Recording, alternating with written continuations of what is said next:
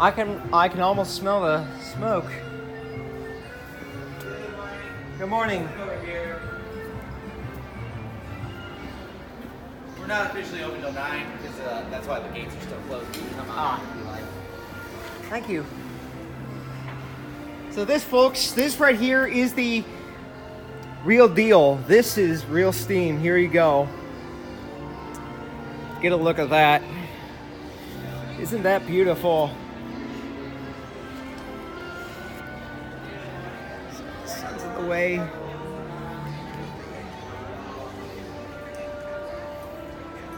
Let's overexposed.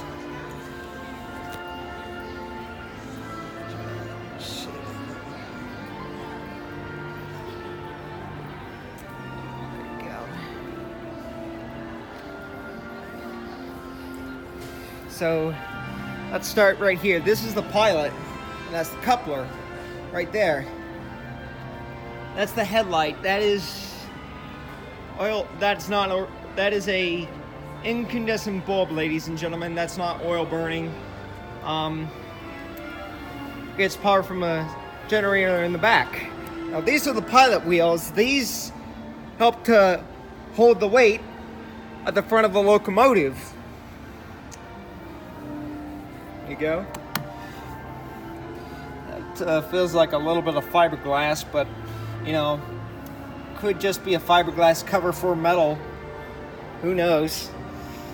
Now these are the cylinders, and this is where the steam actually, and this is where, you know, all the action happens really.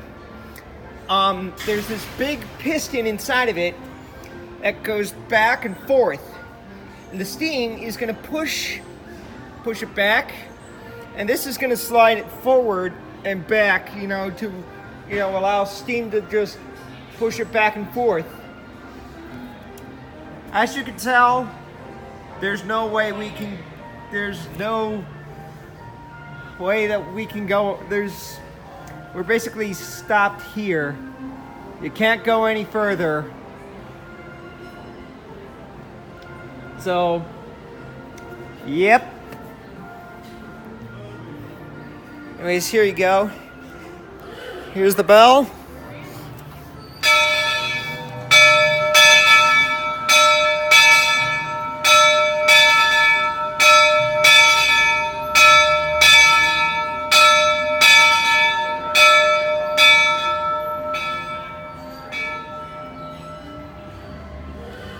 There you go.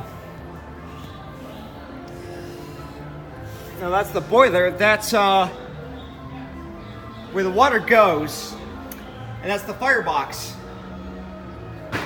Now, in order to start this up, they would need to light a rag, and then they throw it in there, and you know, they go from there. And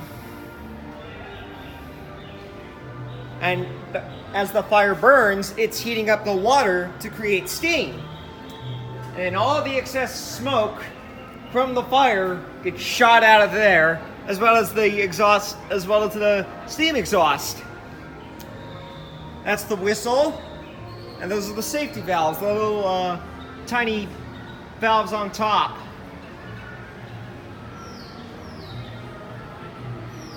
They'll pop off if the pressure gets too high. Now this is all brass right here, but the tubing is copper, obviously. Here you go. Now here's the piping from the tender to the locomotive. Here's all your electrical.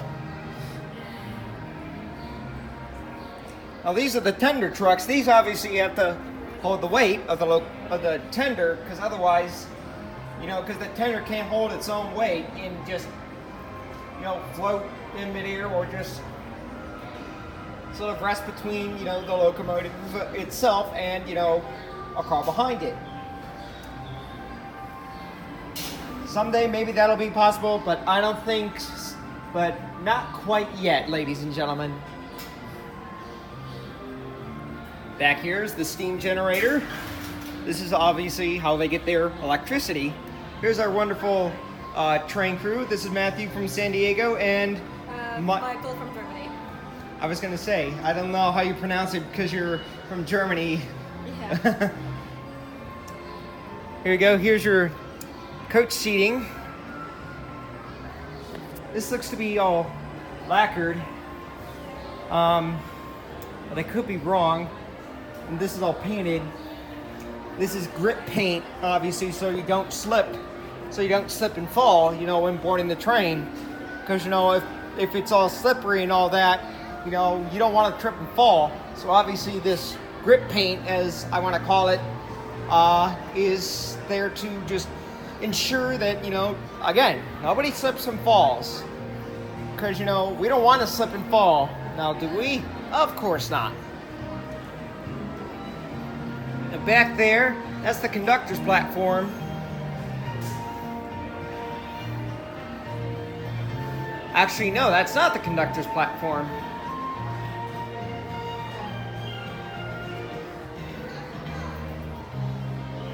The conductor's coach is backstage, apparently.